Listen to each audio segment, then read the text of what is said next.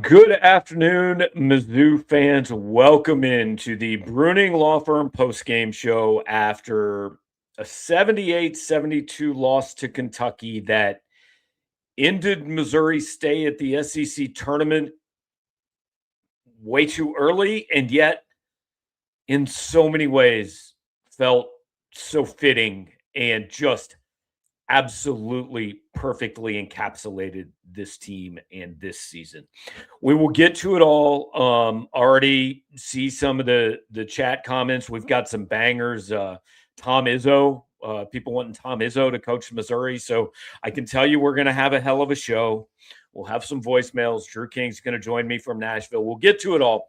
Do want to remind you before we get started that as we have all season long and as we will be in however many games are to come for Missouri, we are relatively confident there will be at least one, but we will be brought to you by the good folks at the Bruning Law Firm, the fastest growing personal injury law firm in the state of Missouri. If you live in Missouri, Kansas, or Illinois, if you've been injured, if you've been hurt, if you are out of work, if you need to get back to your life, reach out to them at 573-400-2796 for a free consultation. Once again, that number, 573-400-2796. Tell them you heard about them here on the show. You can also, while it's up there, scan that QR code in the corner of the screen, and it will take you to their website. All right, so we always start this with just kind of my thoughts before we get into the comments and all of your thoughts, and we will get to the tournament talk and all of that. We will have Drew on. For about 30 minutes, I was ready to absolutely bury this team in the instant reaction. How, with everything on the table that was on the table for Missouri in back-to-back games, you show up and really kind of don't show up for the first however many minutes. It's hard to understand. I want to be clear. There were some bad calls, particularly a goaltending call that was absolutely awful in, a 5-point game or a 3-point game. That's not what lost this game. What lost this game was that Missouri didn't appear to have the energy, desire, will, whatever it was that it needed until it was down 16 points with about 15 minutes to play. Just a completely listless effort for the first 25 minutes. And the problem is, and you would think this team would know this by now. They probably do know it, but they can't stop doing it. When you dig yourself a 10 to 15 point hole, you have to be perfect to come all the way back. I mean, not almost perfect. You have to be absolutely perfect. And so what happens is when you get a bad goaltending call and Kentucky scores on the other end, or when you have one possession where Kentucky manages to stop Mark Mitchell and Colin Chandler hits a 3 on the other end, it is so magnified because you have wasted so many possessions in the first 25 minutes of the game. This game is not about that. I'm sure Dennis Gates and the team will talk about the last 15 minutes. That's not what this game is about. This game was about the first 25 because Missouri largely was, for the last 15 minutes, I mean, Missouri was better than Kentucky, and it wasn't particularly close, but the first 25 were so bad. Before we get too far down the negative rabbit holes, I do want to say Mark Mitchell deserves better than this. His effort in the second half today reminded me of, Anthony Peeler at Allen Fieldhouse, of Ricky Paulding and Arthur Johnson against Marquette. Just absolutely. I mean, Mark Mitchell's second half line, 23 points on 9 of 14 from the floor, 2 for 2 from 3, one of them a bank, 3 for 6 from the line, 2 rebounds, 1 assist, 2 turnovers. They came late. Obviously costly. If you want to focus on that, you can, but when you're asking a guy to be absolutely everything for your team, sometimes he's going to turn the ball over. Um, I don't know what this team is. Like, I don't think this is an NIT team without Mark Mitchell. He literally, outside of about an 8-minute stretch from Shawn Phillips, got absolutely zero help today.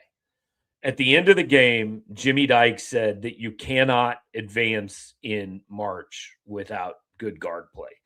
Missouri's guard play was awful today. I mean, T.O. Barrett just let me see what he had for the game. He had 13 points. I don't really remember most of them. 7 points or 7 rebounds, 7 assists. The line looks good. It really wasn't. 3 turnovers. It felt like more than that. Anthony Robinson, 0 points, 4 fouls, 2 turnovers. Fine, he had 3 steals, but I mean, contributed nothing. And I see people saying I'd like to see Jaden Stone down the stretch. Jaden Stone was horrendous today, guys. Like, he was really bad. And the biggest concern is that he's hit that Caleb Grill wall. And it's the reason the end of this season right now looks quite a bit like the end of last season. Jaden Stone today he hit his first 3. He ended up 2 for 5, 7 rebounds, 1 assist, 2 turnovers. Just kind of listless. Like, he looks tentative. He has to shoot the ball. Speaking of tentative, I mean, Trent Pierce, 5 shots.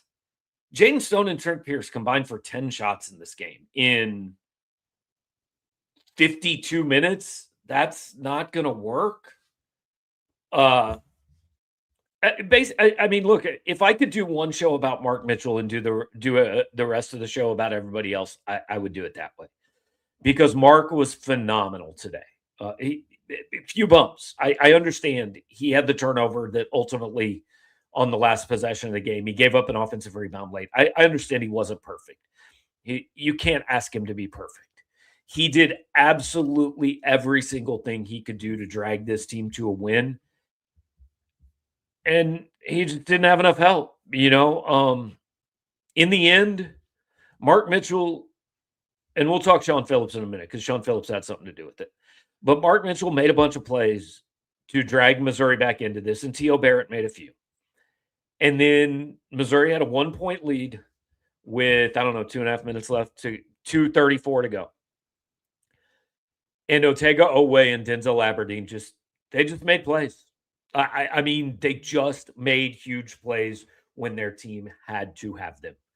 And Missouri didn't have any counter because the only counter Missouri had all day was Mark Mitchell.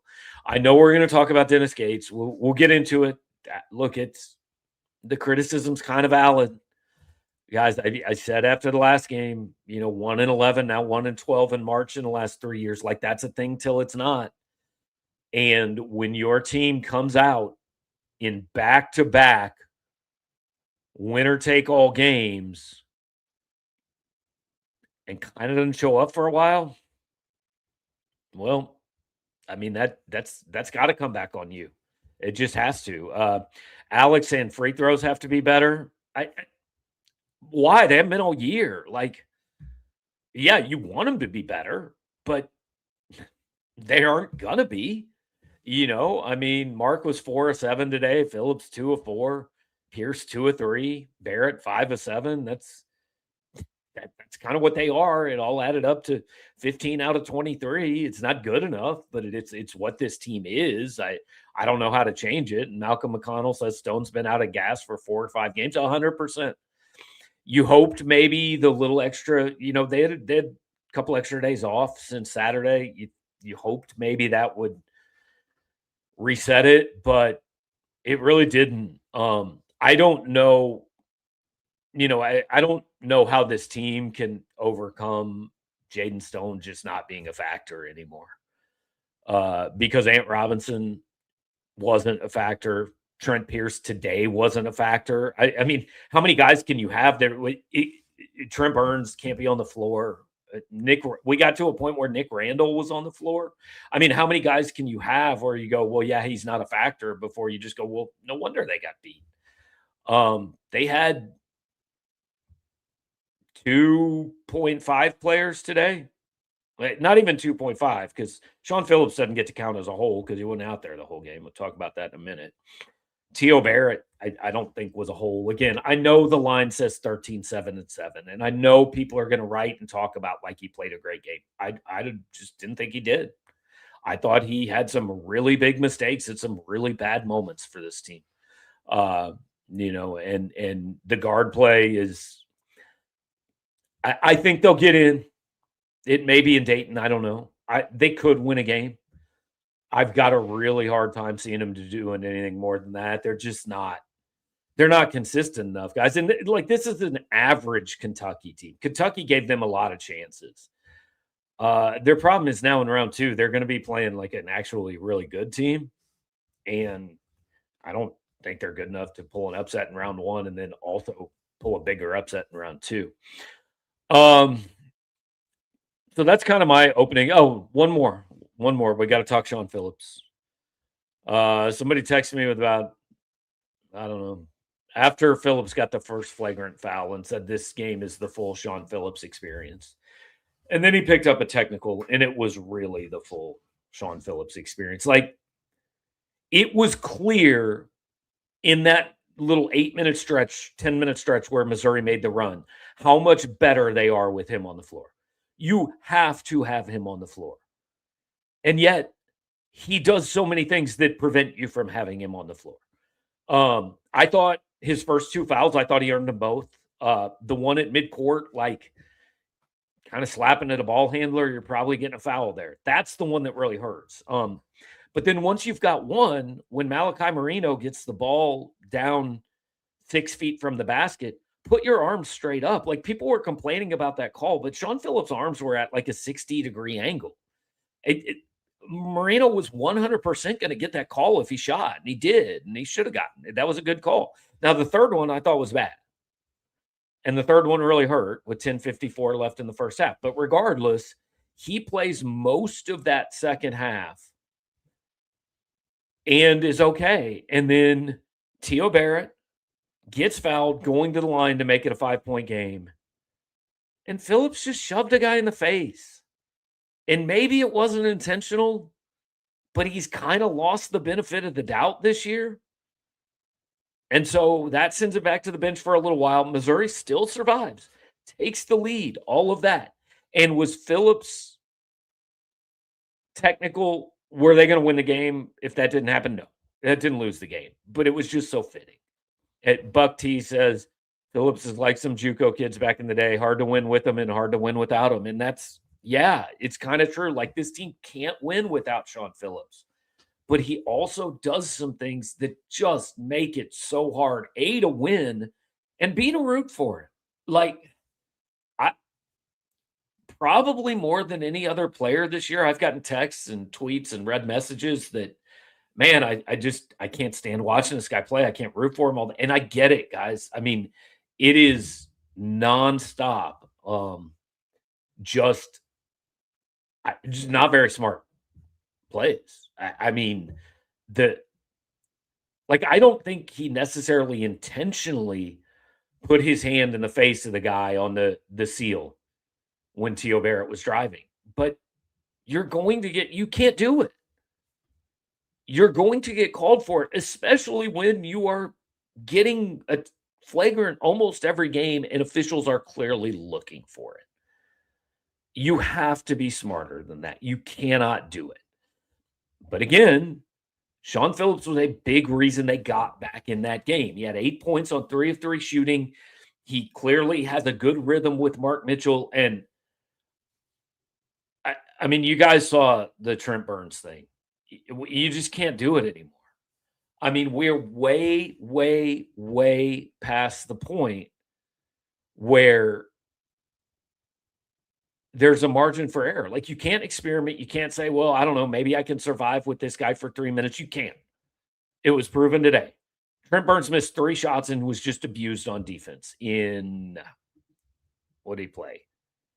He played 16 minutes and he was minus 14. That's after being like minus 19 in the last game.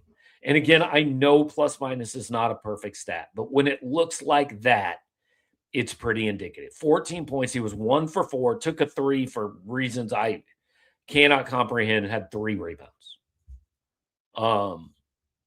It's just, we're back to it's Shawn Phillips or you go small.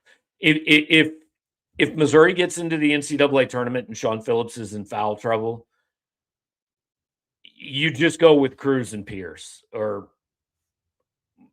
Pierce and Mitch. I don't even care. You just go without the big man because like it's not working. It really hurt him today. It really hurt him against Arkansas. It's just if Phillips isn't on the floor, you're in big, big trouble. All right, Billy, my voice needs a break. Let's play the first couple voicemails, and we'll maybe check some of the comments in the chat as well. Gabe, I'm currently on the way to a job interview after the conclusion of this game. Not joking about that. Do you mind if I use you as a professional reference? Please let me know soon in the next half an hour. I don't know who you are, so yeah, feel free. I don't care. Hopefully you got to miss the end of that game. Let's keep going. I don't know, man. Do I feel bad we're entering the NCAA tournament with 3 straight losses? Or do I feel good that we actually showed some fight in that second half? I don't know. Okay. I just don't put a lot of stock in showing the fight to get back in it. I just don't. It's every game. I mean, I was watching with my wife today, and I said the one thing I can guarantee you is they're going to come back and make it a game at some point. They're probably going to lose, but they're going to make it a game, and they did. And if they had been up 16, I would have said the one thing I can guarantee is they're going to let Kentucky make it a game. I mean, that's probably indicative of a team that just lacks some talent and, doesn't they just don't have enough good players to play 40 minutes. But when this is the same game they played against Arkansas, and you shouldn't do that 2 times in a row. They played it other times this year too, but back to back, win and you are 1,000% in the tournament, 2 straight games, and you're down 15 points. And yeah, then you come back and make it interesting, even take the lead. But then you take the lead and you can't close it out. And again, the reason goes back to you dig yourself a 15-point hole. You have to be perfect to win. And Missouri was real good for about 12 minutes. But real good isn't good enough when you play the way they played for the first 25 minutes. And we are too late in the year for me to be interested in focusing on those 12 minutes. I'd rather focus on the first 25 because I asked Dennis Gates a question on Tuesday at his media day. And I said, all year, there's always been a tomorrow. So now how's the mindset shift when you get to the time of year where there is no tomorrow? Your mistakes ended. And technically there is a tomorrow, but not in this tournament. You're done in this tournament because you just tossed away possession after possession after possession because your big man had 3 fouls in the first half and you don't have a serviceable backup. And then he came back and just lost his head twice. They've played 32 games. It's if you tell me that whether it's next Tuesday or Thursday or Friday or Wednesday, whenever, whether they play in Dayton or they get fortunate because everybody else is actually worse and they don't play in Dayton. But if you tell me the season ends because Missouri's 1 for 9 with 24 points at halftime and down 13 points and they come back and almost win but don't, nobody could be surprised by that. I've seen that game 5 times this year. And so I think the frustration comes from it hasn't been fixed, and it seems too late in the year to fix it. Like, it's a feature, not a bug. They can't close anybody out, and they're never closed out themselves. It's always exciting, but like at some point, you just can't fall behind by double digits. They had I actually 8 minutes into that game, I thought it feels like they should already be down 15, and they were lucky not to. They got there. They got there because they just didn't wake up until until they literally were shoved with their backs against the wall with the gun in their face. Then they woke up for a while and ended up being a little bit too late. All right, let's go back to the voicemail line. Gabe, Drews, thank God the rest of the bubble team shit the bed here at the end of the year, because I don't think Mizzou could win a game against the school of the fucking blind, and they're still somehow going to make the tournament. See you in Dayton. Yeah, so I'll talk with Drew a little about this when he gets on, but they are going to make the tournament. Because the thing is, there are just too many teams that don't have any more games to play. Like, they can't pass Missouri. I'm going to go to the latest tournament deal by Bart Torvik. That's the easiest site for me to use. I'm not saying it's the most accurate. It's the easiest one to read. So as of right now, on Torvik, Missouri is in Dayton. The last four in are Santa Clara, UCF, Missouri, and Texas. You have Oklahoma, New Mexico, San Diego State, and Auburn out there that could pass you. Right now, VCU is, I'm sorry, Missouri is actually not in. Yeah, Missouri is in Dayton. VCU, Texas, and South Florida behind them as 11 seeds. Like, VCU can still pass Missouri. Texas can. Texas done. Oklahoma can, New Mexico can, Indiana's out, Stanford's out, San Diego State plays New Mexico. There just aren't that many teams. So I'm still confident. Like I said this morning, I said, when we get on the show, I'm not going to do this thing where I start panicking that they might not make it, because the bubble is so bad that I think they're going to get in. Like, I think Auburn and Oklahoma have to win 2 more games to pass Missouri. And I don't know what Auburn's doing right now. But like, if Auburn loses today, they're out. Oklahoma, if they lose tonight against A&M, they're out. Everybody that's had a chance to do something outside of pretty much UCF and Santa Clara has not done anything. So I think Missouri's in. I'm not even sure they'll go to Dayton. They may go to Dayton. I don't know. And if they do, they have absolutely nobody to blame but themselves. Like, they've had 3 games they could have fixed this, and they haven't fixed it.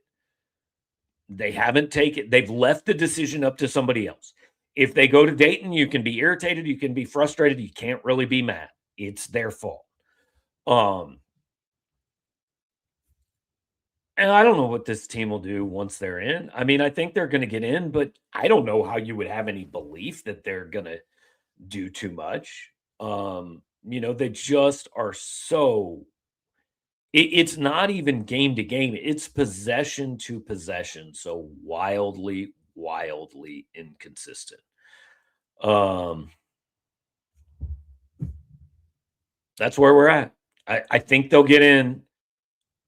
They're stumbling in. And again, the critics gained some steam today. No doubt. Like, some of that has to go on Dennis Gates today. It absolutely does. All right, let's head back to the voicemail. Hey, Gabe, quick question for you. Why is Stone sitting on the bench so much while T.O. and Ant run around like chickens with their heads cut off? I understand he hasn't been his normal self, but there's no doubt that he poses more of a threat and is more talented than Ant and T.O. I mean, he was on the bench because he was awful today. He was awful. Now, I will give you, Ant was also pretty awful. T.O. has to play. He at least gave you something. But, I mean, Stone he only took 5 shots. He threw multiple passes. Like, I actually thought Jaden Stone made the play that at the time I said I thought was going to end the game. Kentucky had just scored. Missouri was down, I think 8, and he just threw about 3 minutes left in the first half. Just threw a completely lazy telegraphed inbounds pass in the general direction of Barrett. Denzel Aberdeen stole it, missed the layup, but Kentucky got a follow because it was 2-0. I think at some point Dennis Gates just said, I can't do this. I can't play you. And I don't blame him. Now, we have said this so many times, guys. I remember saying it back at the Illinois game, during the KU game, said it a few times lately. Well, that guy can't play. There's almost always somebody you don't think can play on the floor for this team. And is that Gates' fault? Yes, he put the roster together. And it's not injuries because Javon Porter ain't changing this thing. They're as healthy as they can be. I'm Honor Boateng, I don't think changing this thing. They just don't have enough guys and the guys they do have, like Jaden Stone was really good for a really long time, and he has not been lately. He was looking for something, and I guess he felt like Ant gave him a better chance to get it today than Stone did. You can argue with it if you want, but like when he was in the game, Jaden Stone did not do a single thing that told me he had to play in the second half. He just didn't. All right, let's I've got some comments started. I'm going to throw them up on the screen here, and Drew will be on in a few minutes. Chunky Shrapnel, did we burn Nick Randall's red shirt so he could come in, travel, and rifle a pass to a UK player? No, he had already burned the red shirt. That was Shawn Phillips has 3 fouls, and I can't play Trent Burns anymore. And I don't know, Randall didn't kill him. Mike Kelly absolutely went off on fake toughness late in the game, referring to Phillips. Rarely heard Mike do that. Look, yeah, it's tough to watch, guys. Because for all the good stuff, like I mean the shoving with what were there 30 seconds left, 22 seconds left. Come on, man, you got beat. Just shake the guy's hand and tell him good job.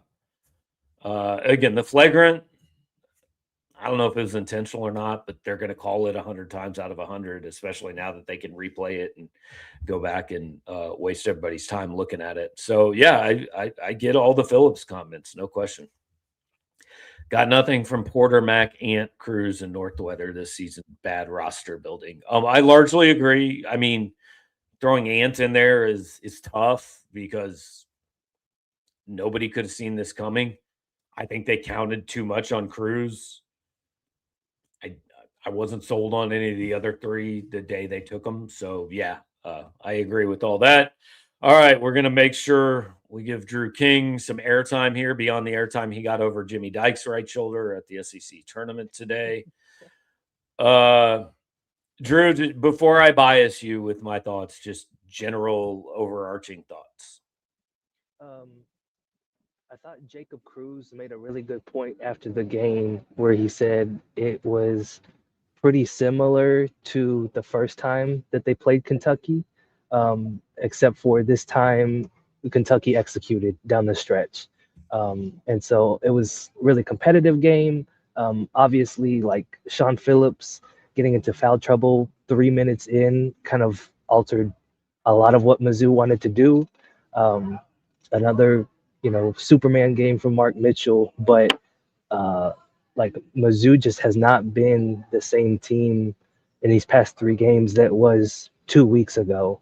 And so, yeah, I think you brought it up before, like whatever seed they get on Selection Sunday, like it's going to be one that they earned. And so if they get sent to Dayton, like they kind of earned that based on what happened today. So I'm going to disagree a little bit with Cruz about that game being competitive. That game was not competitive for 25 minutes. Well, no, I said it was competitive. Cruz didn't say that. I said that just to clarify. Okay. I mean, the frustration, I think, is this is back-to-back games where your season's on the line, and you kind of didn't show up until you had no other choice. I mean, Missouri they just didn't feel like they had the energy to match Kentucky until it was almost like they looked up and go, "Oh, hey, we're down 16 with 15 minutes left." We're kind of running out of time here, guys. Yeah, and I don't know what the reaction about what Shawn Phillips's day has been like. But what I'll say is, like, that dude plays with so much passion, like a little bit too much, a lot too much. And Yes. you needed a lot more guys to be playing like him, where like every possession he is like fighting for the life of this team. And I felt like there were too many other players today who were just kind of going through the motions. Um, Mark Mitchell obviously like plays with a lot of passion and did really well. They needed one or two more guys to step up and play that way. So let's just start with Phillips. There was a comment in the chat earlier that put it pretty well. You can't win with him and you can't win without him. Like it's the most perplexed because clearly they are a better team with him on the floor. But like I texted friends 3 minutes before he got that flagrant, and I said he's getting a technical at some point. Like you could see it coming. It was building and building and building, and he does not have the ability to flip that switch off before it goes too far. And I don't care whether it was intentional or not. The flagrant's going to get called all the time, like he shoved a guy in the face. Yeah, and at that point, like the game was over. I think Kentucky had just hit the dagger. You're talking about the technical at the end. Yeah. I'm talking about the flagrant. I mean, which didn't kill Missouri, but it is indicative of like you can't do that there, man. I get it. Was what the did worst thing in the world? No. I thought it was just a swim move over the shoulder, and his pinky caught Mo Diabate's face. Like I didn't think it was that egregious. It was about this much. It was like okay. He had a hand on the face. I thought.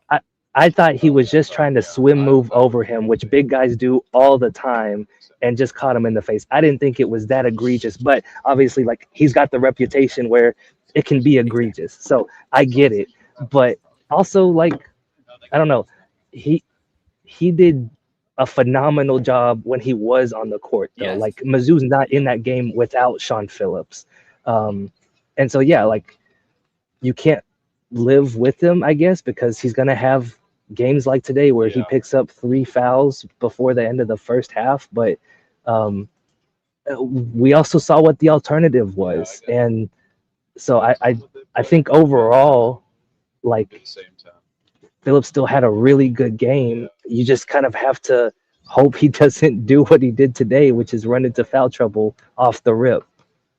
I thought his third foul was a bad call.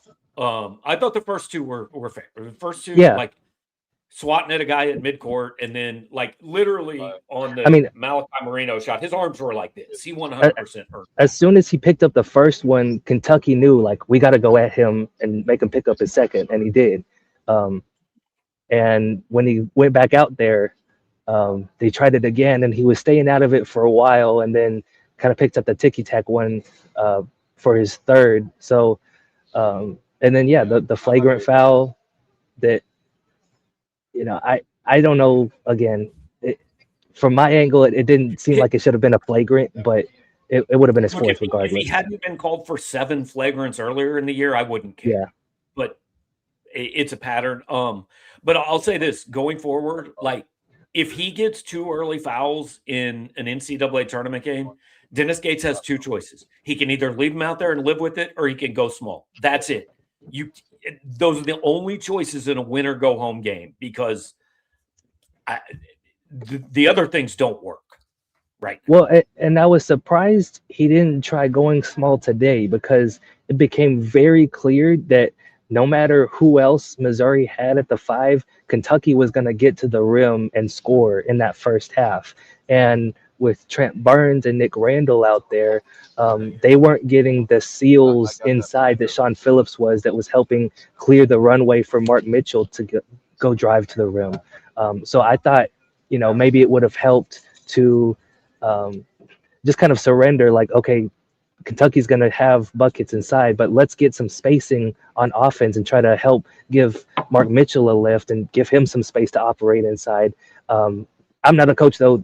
That was Dennis's call. But I agree with you. Like, you know, it wasn't too long ago that we talked about how Trent Burns was changing like the floor and the ceiling of this team. Well, he's not really a factor anymore. And Nick Randall hadn't really been a factor at all this season. So, yeah, I think that the options are you got to ride Phillips till he fouls out, or maybe Mark Mitchell at the 5. Like, I think that's got to be your choices. So there are a couple comments Billy's put on the screen about the goaltending call or non-call changing everything. So I want to say, first of all, it was a terrible call. It was obvious immediately it was goaltending. Carl Ravitch and Jimmy Dykes called it goaltending. It was goaltending. There's no question. It was not called. That didn't lose the game. And I say that for 2 reasons. What lost the game, again, was don't dig yourself a 16-point hole. Because if you dig yourself a 16-point hole, a call like that is a killer. Second of all, Missouri took the lead after that call. Like, I refuse to put, as bad as Missouri was for 25 minutes, I refuse to put that game on that call, even though it was a horrible call. And I don't know why. I mean, we've seen officials all year call goaltending when it's pretty clearly not goaltending, just so they can go back and reverse it. It's like in football, you don't call it a fumble, or you call it a fumble, because if you don't call it a fumble, you can't go back and change it, right? You can't unring the dead ball bell. In basketball, the only way they can challenge goaltending is if you call it on the floor. So just call it all the time. I don't know how that call was missed. Yeah, and Mizzou's been on the wrong side of a lot of them this year, it seems like. But there were a lot of bad calls this game. Like Mark Mitchell, I think, picked up an offensive foul, backing down, what's his name, Colin Chandler for Kentucky.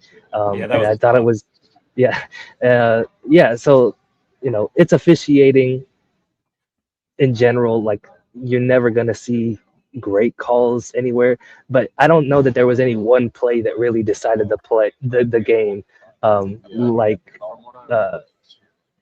They think that goaltending call did. Like, Mizzou also missed 8 free throws today. I thought that really, like, Mark Mitchell could have tied the game a lot sooner had he knocked down, had he gone like 2 for 2, like just one time when he was at the line. So he had a couple misses. The whole team just had some missed opportunities, and that's kind of what's killed them these last couple of games. Is they're just not able to get over the hump, I feel like.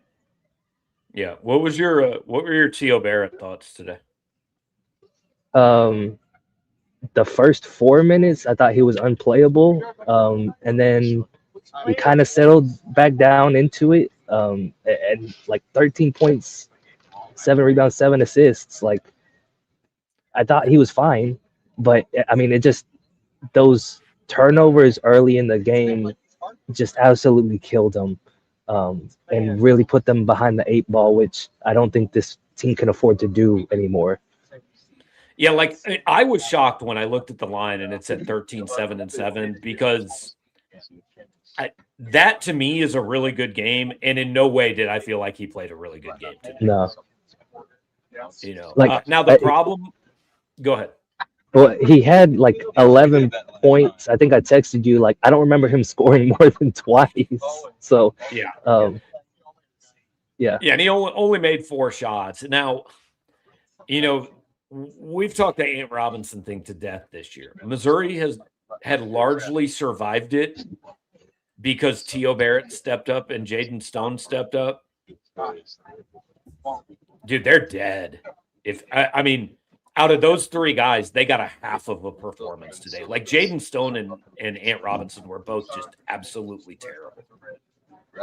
Yeah, I thought that Ant was solid defensively. I think he obviously made some mistakes. The foul at the end that gave Kentucky the lead back, I thought that was unnecessary. But he also had a steal where he had 3 steals actually, and one of them was the one that gave Mizzou the lead. So yeah, and then Jaden Stone, I talked to him after the game, and he mentioned, the ball's not really coming to him anymore, and he's not really a guy that's seeking out, trying to force shots. I guess he's trying to kind of let the game come to him, but man, it's really cost him. Like he just has not been impactful at all in these last couple of weeks, and they really, really needed him to be a guy going into the postseason.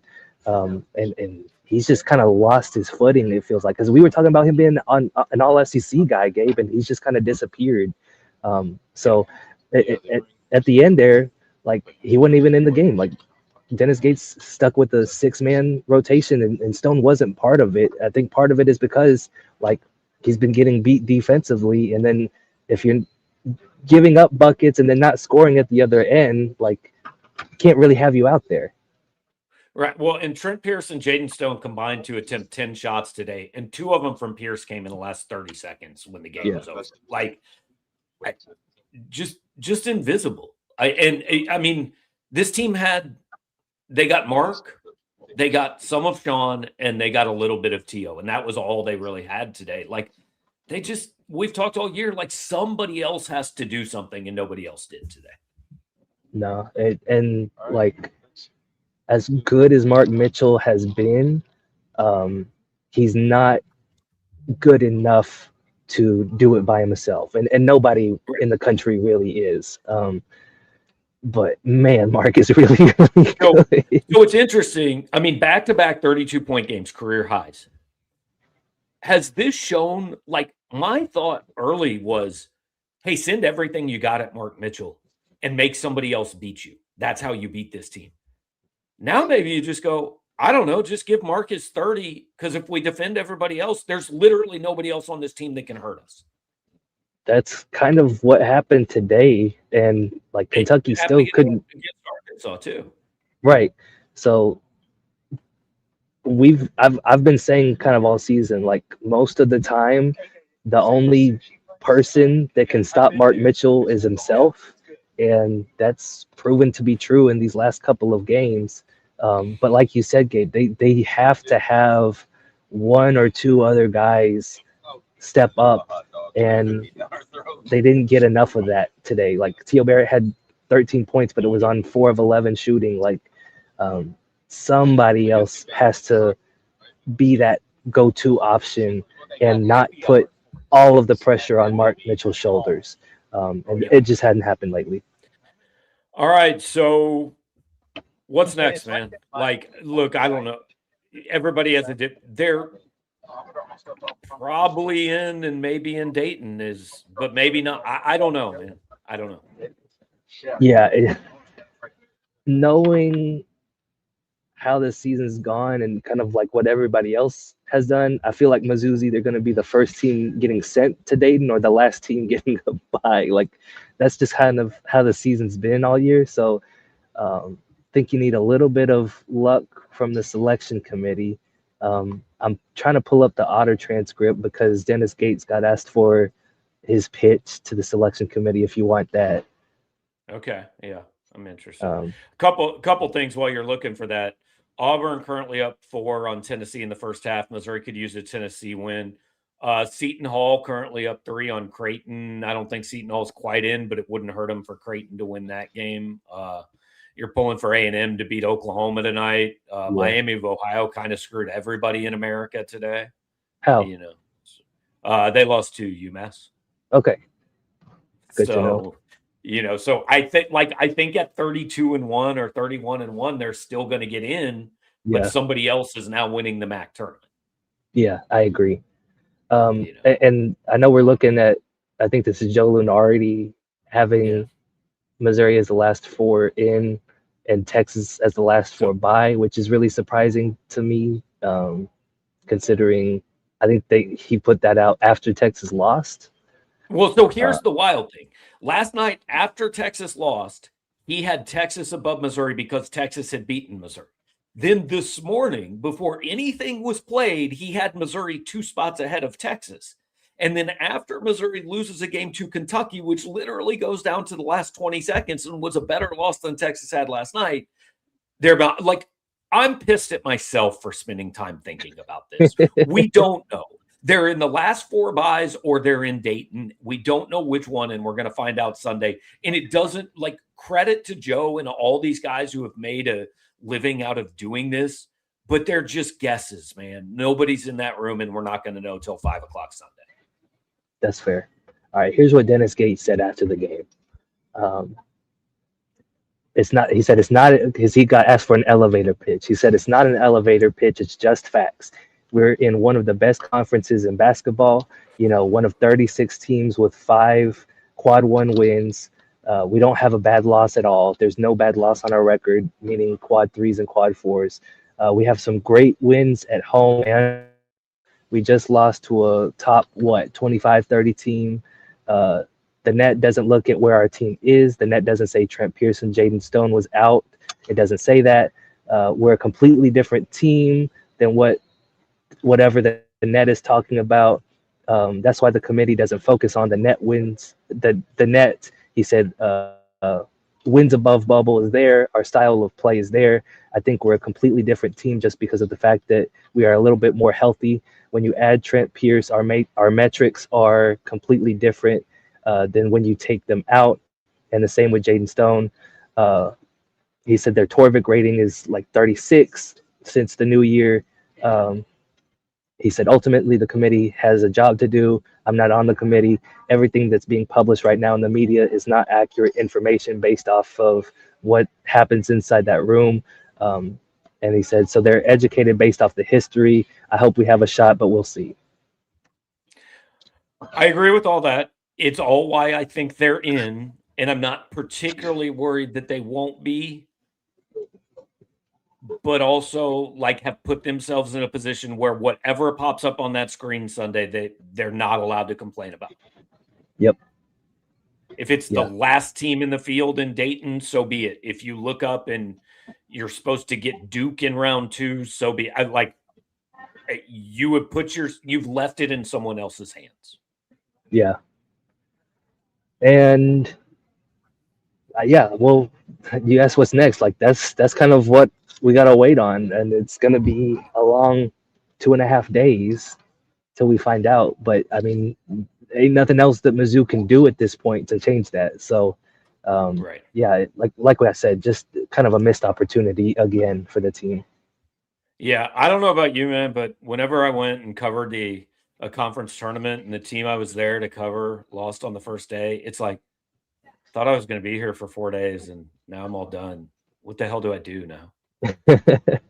I did bring a couple of extra collared shirts just in case they went on a run, but looks like I wasted my time with that.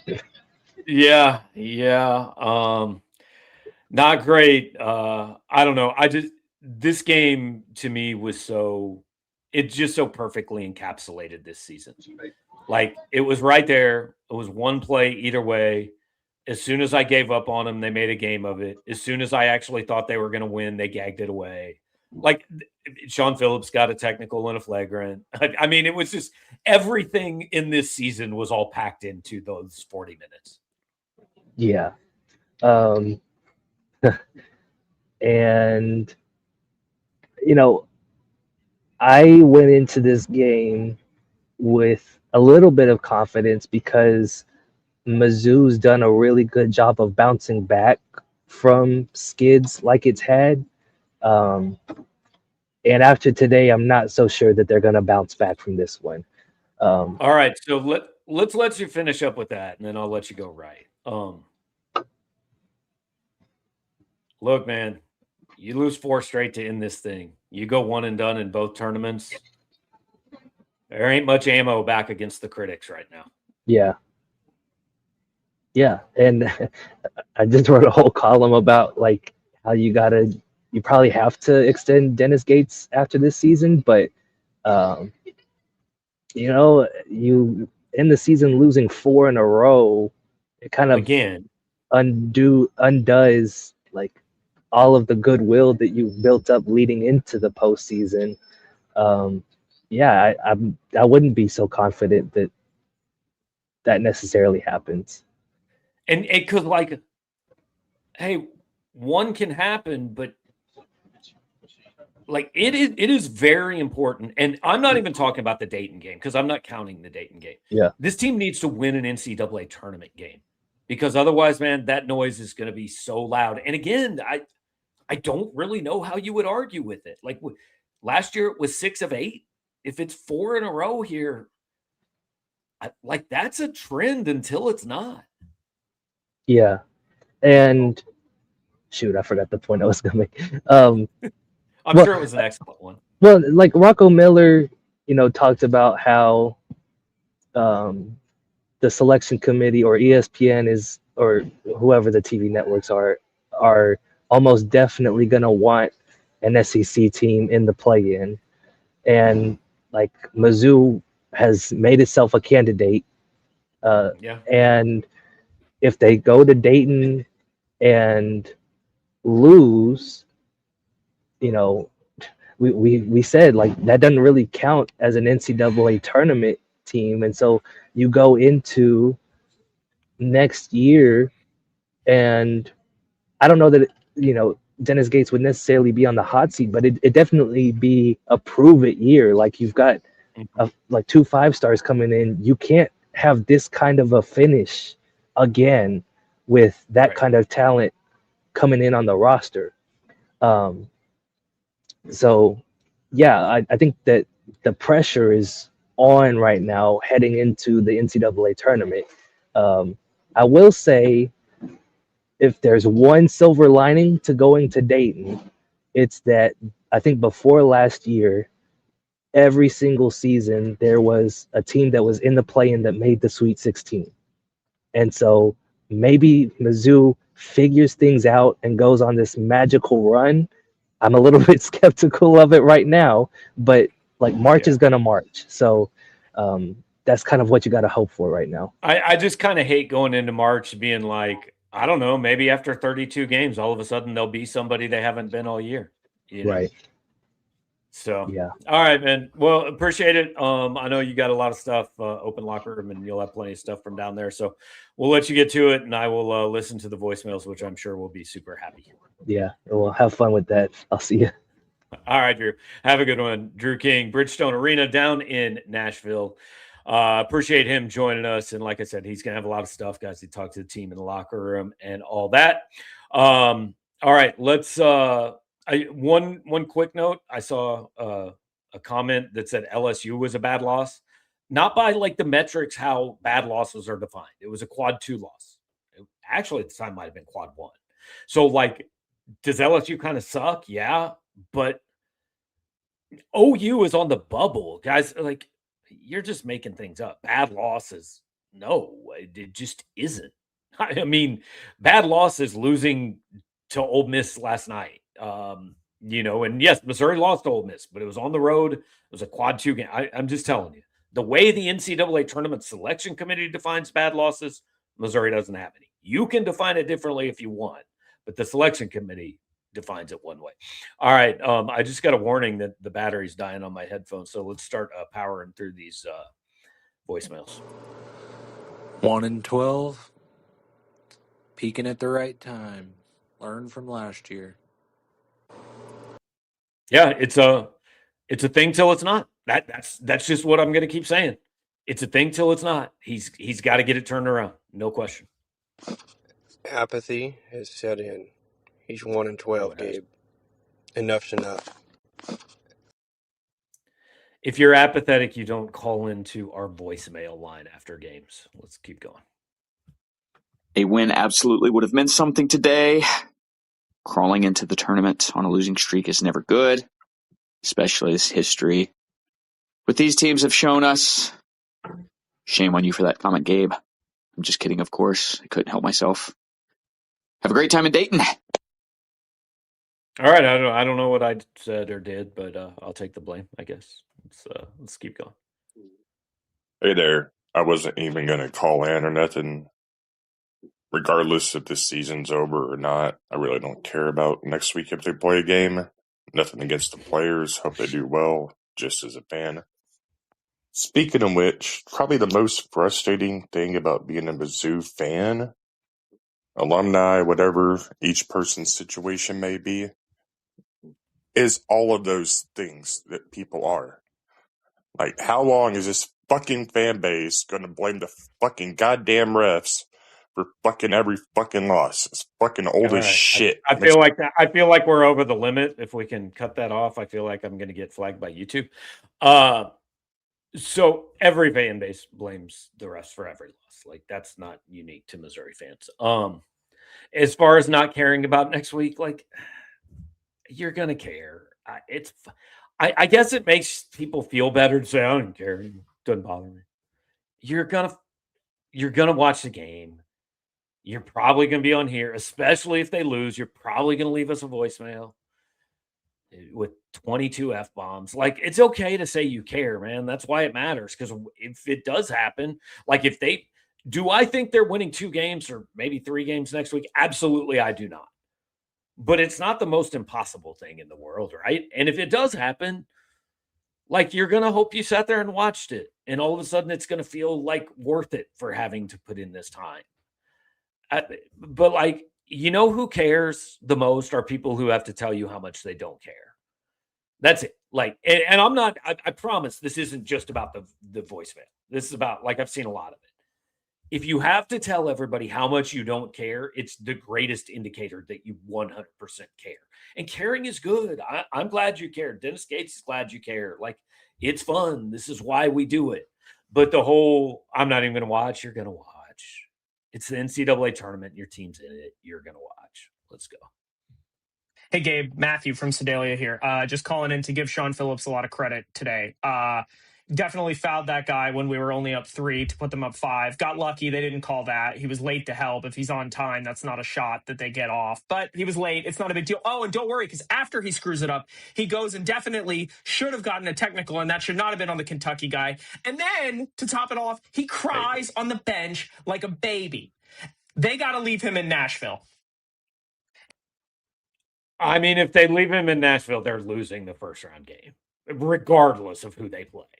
Like, they just are.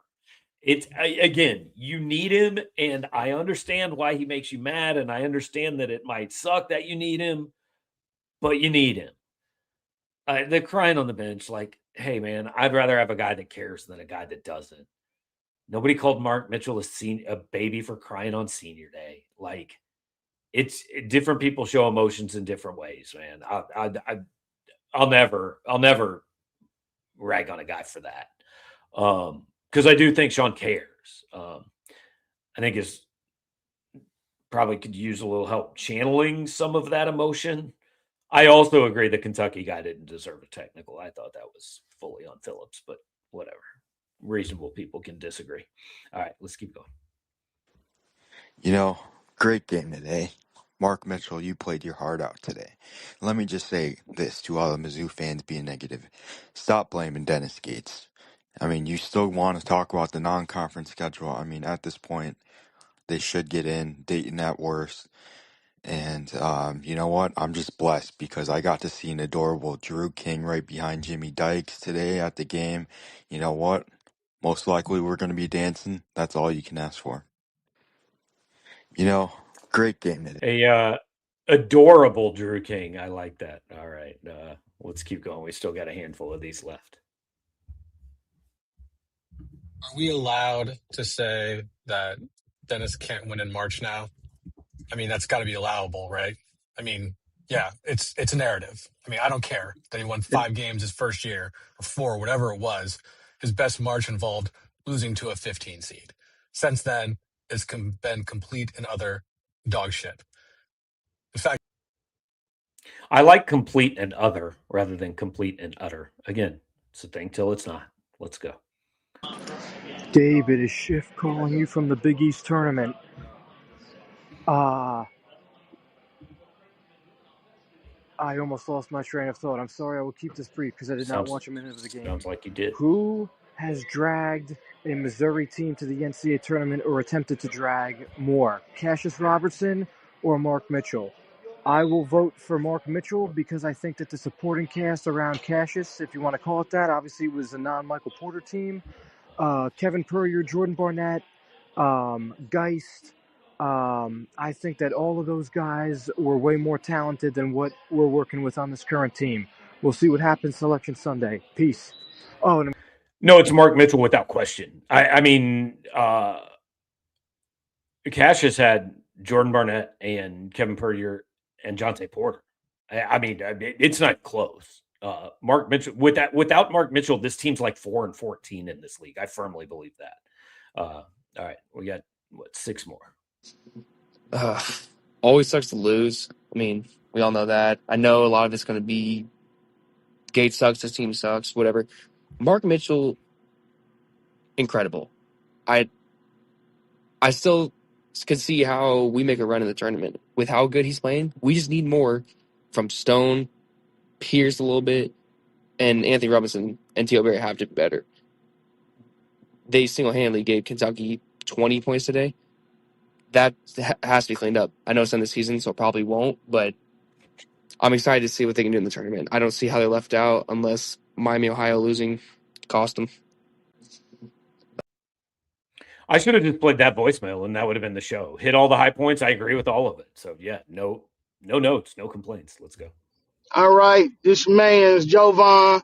140,000 a year, 2024 GMC Sierra,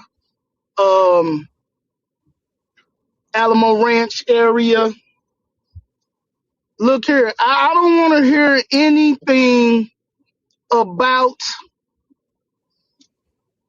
the game, the players. The game is on the players. All that crying after the game.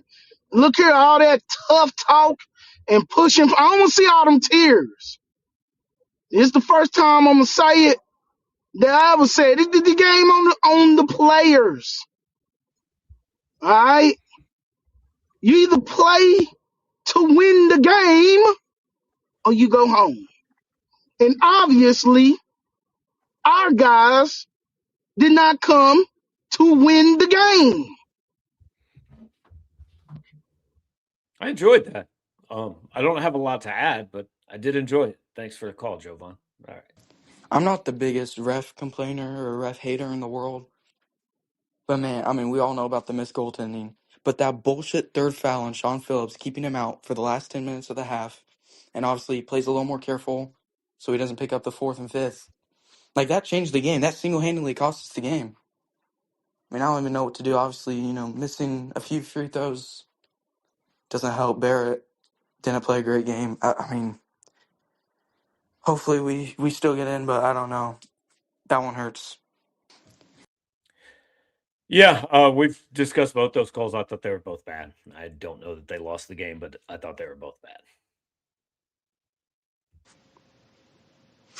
So I'm calling in because I want to, as a fan, formally apologize to Mark Mitchell and thank him at the same time. Number one, he is the most underrated player in America, and it's not even close. I agree with what Dennis Gates said before the game. Okay, he's the most versatile player in the country. I agree with that. Okay, he shot the ball better. He has played his absolute heart out the last 2 weeks, and he's gotten no help. Zero help. Zero help. There should be letters, handwritten, top to bottom, players and coaches apologizing. Heck, I might send one myself as a fan to him because I don't know what more he could have done. Zero help. Thank you, Mark Mitchell. One of my favorite Tigers of all time. We're going to Dayton, most likely. Okay, people might disagree with that. We're going to Dayton. I hope you can get us into the real dance because. All right, guys. Yeah, if you want to write a letter to Mark Mitchell, ask that guy where to send it. That's all I got. Gabe, it is your boy Zoo Dave. Man, go Trojans, go Tigers. Good to talk to you. I guess I'll start off what I'm supposed to, right? 6 feet tall, 110,000 a year, 2017 Honda CRV. Mizzou fans, I'm always amazed at how quickly so many of you just go straight to worst case scenario. Every mistake, it's the end of the game. Every loss, it's the end of the season. Every good thing is just a setup for something bad. I don't understand how many of you have never tried just watching the game and reacting when it's over. The reality is, as a program, Mizzou has never made the NCAA tournament more than 5 years in a row, ever. And we've only been higher than a 6 seed twice in the last 30 years. Our goal right now should be reestablishing ourselves as a consistent tournament team. Making the tournament is not our birthright. We're very likely going to be in the tournament this year. The last 10 days have been a bit disappointing, but they've hardly been catastrophic. The season's pretty close to exactly what this program realistically should be right now.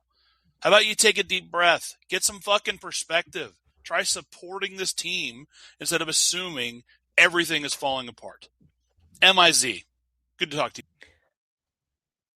Park Hill class of 1994 produced some intelligent people. You can argue whether I was one of them or not, but I can tell you he was one of them. I understand frustration. That was a frustrating game. I didn't enjoy watching it very much. I will say this, though. Like, there's another tournament ahead. Now, the next loss is the last one. The next loss ends it all. And then all your feelings can come out. There is still one more tomorrow. And this team, like, are they going to the Final Four? No. Are they winning a national title? No.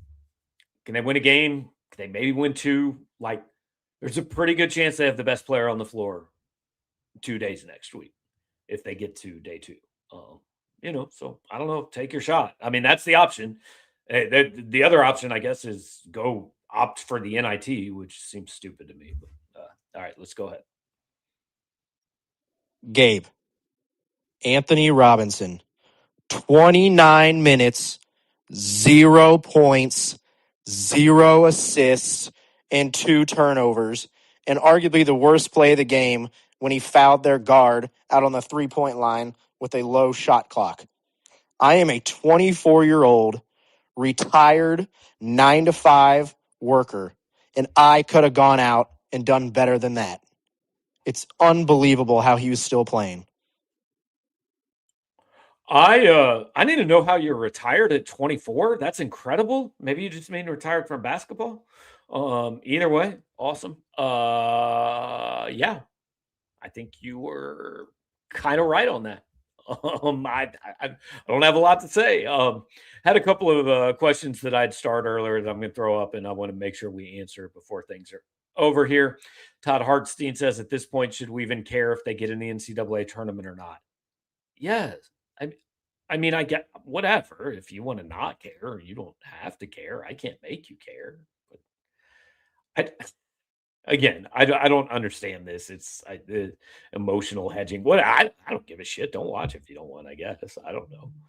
Brad Heiser wrote, with the roller coaster this season has been, is a positive that right now they're playing awful. Now that is the sunny side up way to look at things. I don't know that it's a positive. Certainly, you would probably rather not go 0-3 going into the tournament. I will say this.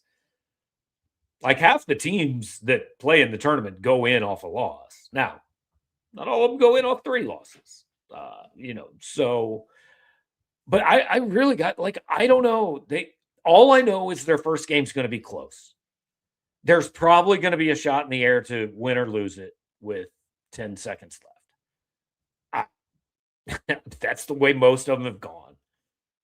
They could win. Like, at one point today, I thought Missouri was losing by 30. And then at another point today, I thought they were winning. That's what this team is. I don't know what the hell's going to happen. I don't know where they're playing. I don't know who they're playing. If you're fortunate enough to hear your name called on Sunday, which I think you should be, you say thank you and show up and play the game. No complaining about matchups or our bracket's hard or my shoes don't fit or I got a runny nose. Play the game. And this team and this coach and this program desperately need at least one win. At least one.